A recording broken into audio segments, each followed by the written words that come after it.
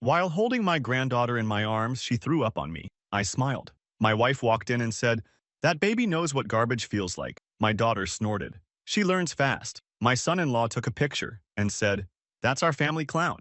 I didn't comment. Rocked her until she slept. This morning, my wife called 13 times begging me to undo what I did. TLDR. After decades of verbal abuse from my wife, daughter, and son-in-law, they went too far by mocking me in front of my infant granddaughter. Now they're learning what happens when the family ATM fights back. Throwaway for obvious reasons. Names changed, but the pain is real. Look, 59M. No, I'm not perfect. Never claimed to be. I dropped out of college to start my construction business 35 years ago. My hands are calloused, my back is permanently screwed up, and yeah, I've got a bit of a gut these days. But I built something from nothing, provided a good life for my family, and never once complained about working 60-hour weeks so they could have nice things. My wife Wanda, 57F, wasn't always like this. When we got married, she was proud of me. Somewhere around year 15, that changed. Maybe it was when her college friends started getting promotions while her husband still came home with dirt under his fingernail. Maybe it was when her sister married a dentist. All I know is she started making these little comments. At first they were kind of jokes, you know? "Oh, Heath, you're tracking mud again, typical construction guy." Small stuff. But over time, it got worse. Way worse. 3 years ago, our daughter Malia, 32F, and her husband Patrick, 34M, were struggling to find a place.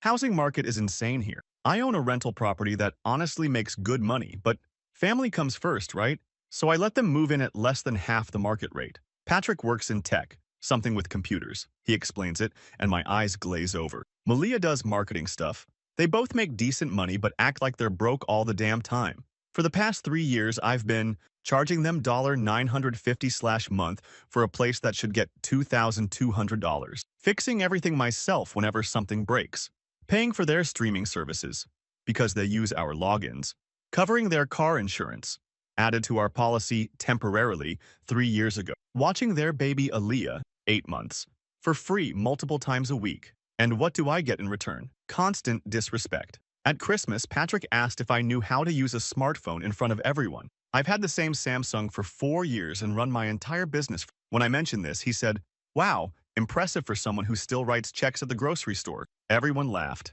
I didn't. Wanda makes these comments at dinner about how I embarrass her in restaurants because I don't know which fork to use. We grew up poor. Sorry I missed the fancy fork lessons. Last month at a family BBQ, I overheard her telling her sister that Heath's the perfect example of what happens when you peak in high school. I lettered in football and wrestling. Apparently that's something to be ashamed of now. Malia is becoming her mother's mini-me. Last week I fixed their dishwasher, saved them a $150 service call. While I was working, she started telling Aaliyah, "This is why we want you to go to college, so you don't have to crawl around on floors when you're grandpa's age." I just kept working. 2 days ago was what broke me. I was watching Aaliyah while they all went out to some wine tasting. I love that little girl more than anything. She's the only person in that house who lights up when she sees me. I was holding her after her bottle, just rocking and talking to her. Nothing special, just grandpa stuff. She got fussy and then threw up all over my shirt. Normal baby stuff, right? I smiled at her and told her it was okay. Started cleaning us both up. That's when they all walked in early from their wine thing. Instead of helping, Wanda looked at me and said that the baby knows what garbage feels like. Those exact words. My own wife. Malia snorted and said she learns fast. Then Patrick took out his phone, snapped a picture, and said, "That's our family clown right there," like I was some kind of joke. I didn't say anything. Just kept cleaning up the baby, rocked her until she fell asleep, put her in her crib, and went home. Wanda came home about an hour later, already complaining about something else, not even acknowledging what had happened. That night, I couldn't sleep. Kept seeing their faces, hearing those words. The baby knows what garbage feels like. 35 years of marriage, 1 daughter, a granddaughter I adore, and that's how they see me. The family garbage, the family clown. So yesterday morning, while Wanda was at her yoga class, I made some calls. Important calls. Long overdue calls. See, what my family doesn't understand is that while I might not know which fork to use at a fancy restaurant, I know exactly how money works. I know who pays for what in this family. I know about Patrick's online gambling habit that he thinks nobody knows about. Dude uses our home Wi-Fi network and I check the router logs. I know about Wanda's secret credit card that's almost maxed out. I know exactly how financially dependent they all are on good old dumb Heath. By the time I finished those calls, I felt calm for the first time in years. I went to the garage, cracked open a beer, and waited for the storm. This morning, my phone started ringing at 6:43 a.m. It was Wanda, then Malia, then Patrick, then Wanda again. 13 calls total while I sat there drinking my coffee, watching the sunrise. 13 increasingly desperate voicemails. I still haven't called them back. You spend decades being someone's doormat, and they forget you can stand up anytime you want. They're about to remember. Update 1. First, thanks for all the support. NGL, waking up to thousands of notifications was wild. Some of you asked if I was karma farming. I wish. This is unfortunately my real life. Where we left off, my family mocked me in front of my granddaughter, calling me garbage and the family clown. I made some calls and then ignored 13 increasingly desperate phone calls from them the next morning. So what did I actually do? Let me break it down. For years, I've been the family bank. Most of my income goes towards supporting people who apparently think I'm worth less than the dirt under their fingernails. I'd been planning to retire in 3 years, but that would require their cooperation.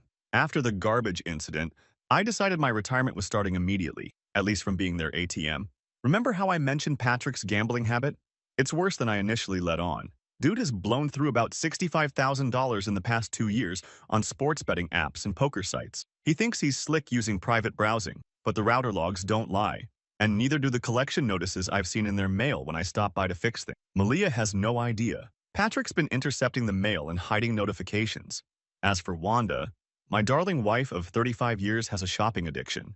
3 secret credit cards that I discovered when a statement accidentally got sent to our home address instead of her sister's place where she has them delivered. She's currently sitting on $42,000 in debt that I supposedly know nothing about. Designer bags, jewelry, clothes, all while telling me we need to budget better when I buy new work boots. My plan wasn't about revenge. It was about reality. First call, my attorney. Set up a consultation for later that day to discuss protecting my assets.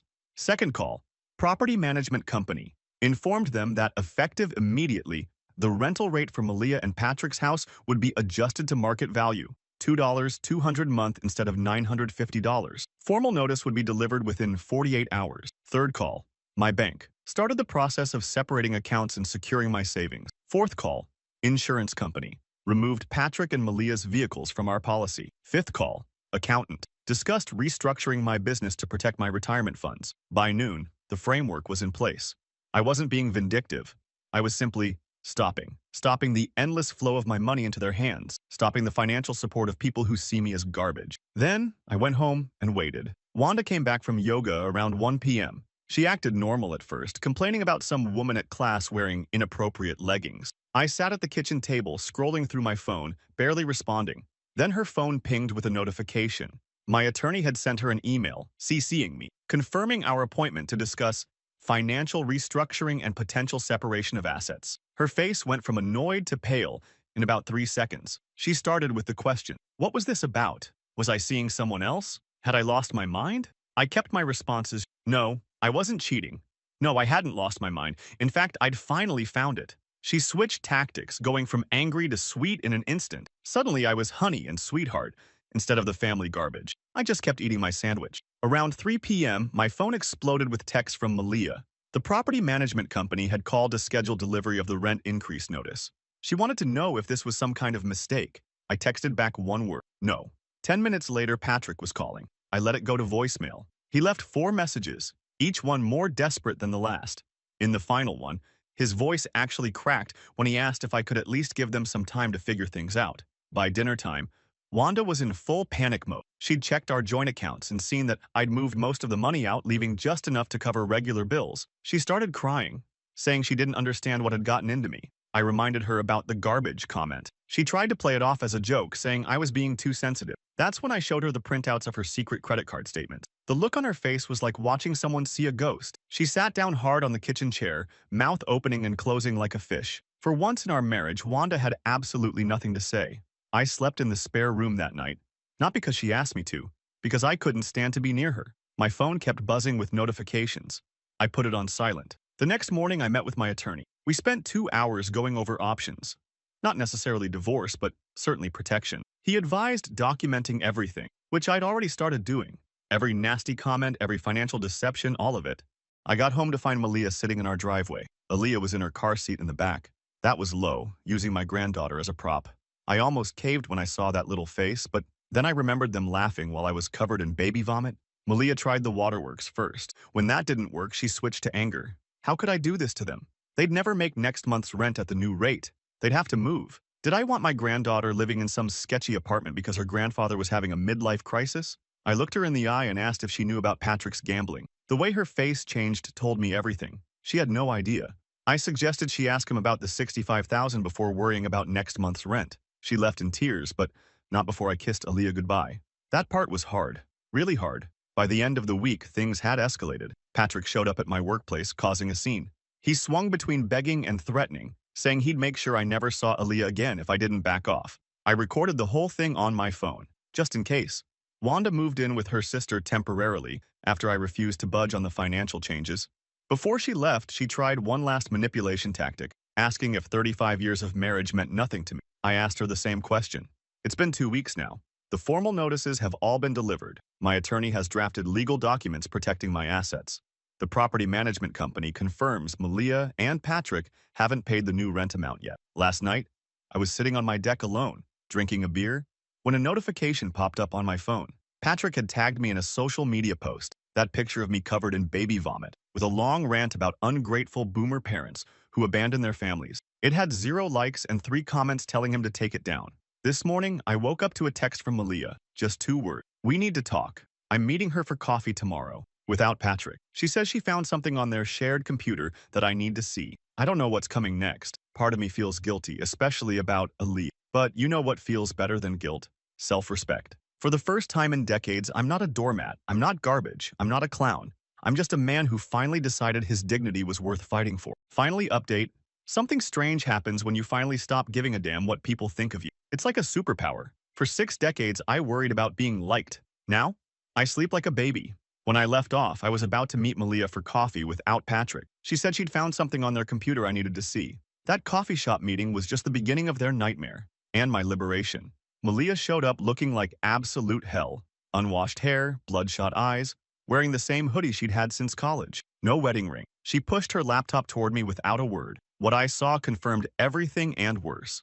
Patrick's gambling debts weren't $65,000. They were $112,000.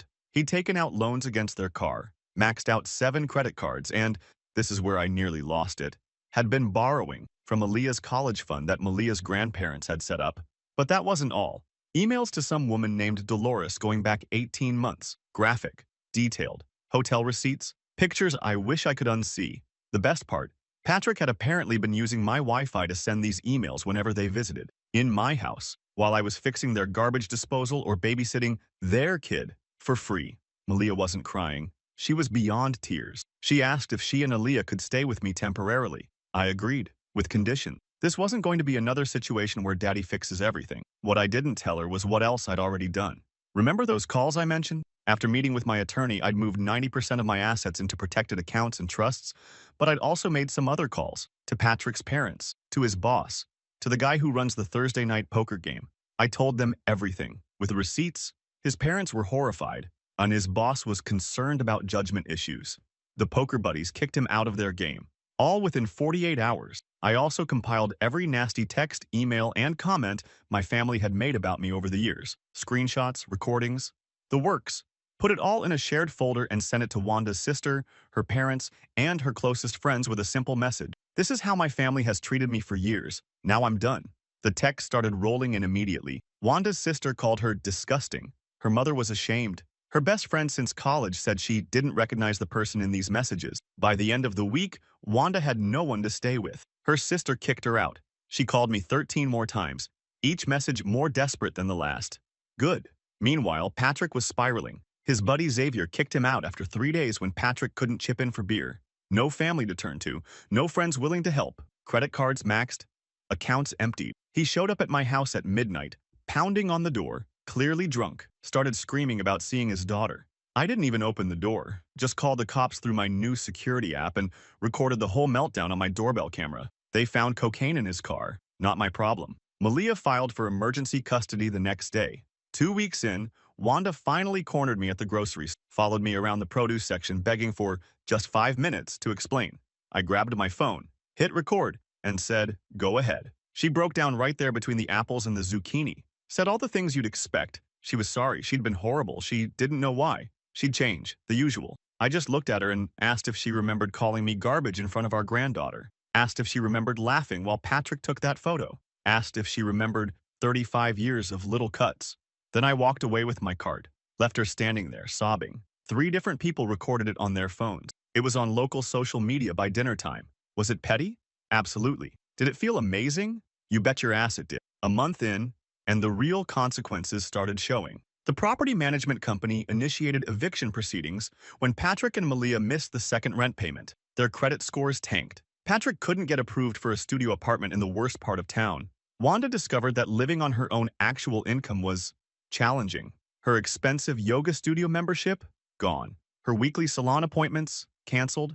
Her luxury SUV? Repossessed. She had to get a roommate at 57. Started working extra shifts to make ends meet. For the first time in their adult lives, they were experiencing the real world without Heath's safety net. Malia was the only one showing actual growth. She got a second job, started therapy, filed for divorce, cut up her credit cards. When she tried to thank me for letting her stay, I reminded her that it wasn't charity. She was paying reduced rent and helping with household chores.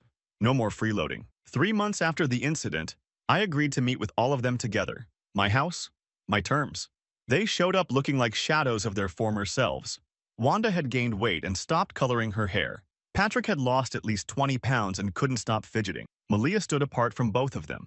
I laid out my terms clearly. I would consider helping Malia and Aaliyah get back on their feet, with a formal repayment plan for any assistance. Patrick would need to complete gambling addiction treatment, get a steady job, and pay child support before having unsupervised visits with Aaliyah. Wanda and I would remain separated. Any reconciliation would require intensive couples therapy, a post-nuptial agreement, and separate finances indefinitely. No one, absolutely no one, would ever disrespect me again. One strike and they're permanently out of my life. There were tears, arguments, begging, but in the end, they all agreed. Not because they wanted to, because they had no choice. 6 months have passed since then. Where are we now? Malia and Aaliyah moved into a small apartment last month. She's managing on her own with minimal help from me. Just occasional babysitting and a small loan that she's actually repaying on schedule. Patrick completed 30 days of inpatient treatment and found a job delivering packages. He sees Aaliyah twice a week with supervision. He still looks at me like I might end his existence with a phone call. Good? Wanda and I have had exactly 6 counseling sessions. Progress is slow. We're not living together. I'm not sure we ever will again. The counselor says I have unresolved anger. No shit. Yesterday was Aaliyah's first birthday. Small celebration at Malia's new place. Everyone on their best behavior. No snarky comments, no eye-rolling, just awkward politeness and genuine love for that little girl. At one point, I was holding Aaliyah when she threw up on my shirt again. The room went dead silent. Everyone froze, eyes darting between me and the baby. I smiled at her, told her it was okay, and started cleaning us both up. No one said a word. The tension was thick enough to cut with a knife. That's when I looked up at all of them, my family who had treated me like garbage for years, and said, "Anyone want to make a comment about this? Anyone at all?" They all looked at the floor. Patrick literally backed away. Wanda busied herself with napkin. Malia shook her head quickly. That's when I knew. I had won. Completely and totally. Is this story over? Hell no. Families are complicated, but the old dynamic is dead forever. My family now understands a fundamental truth. I am not to be taken for granted. I am not an ATM. I am not a joke. Sometimes the best revenge isn't some elaborate scheme. It's simply letting people face the consequences of their actions while you watch from a comfortable distance, with a cold beer and a fully funded retirement account they can't touch.